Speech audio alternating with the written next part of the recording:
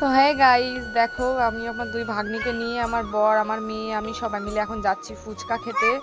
আমাদের এখানে ফুচকার নতুন একটা দোকান খুলেছে। তোমরা যদি কেউ আসতে চাও, কেউ ফুচকা খেতে চাও, তাহলে অবশ্যই এসো।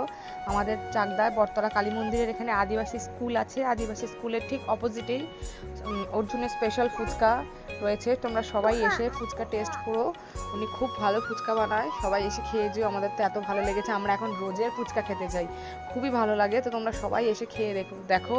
এখন আমার ভাগ্নিরা সব টেস্ট করছে কেমন লাগছে দেখো। ওই দেখো পিছনে আমি দাঁড়িয়ে আছি, এদিকে একজন খেয়ে তো ওয়াও করছে, এও এখন মুখে নিয়ে দেখো ওয়াও করছে।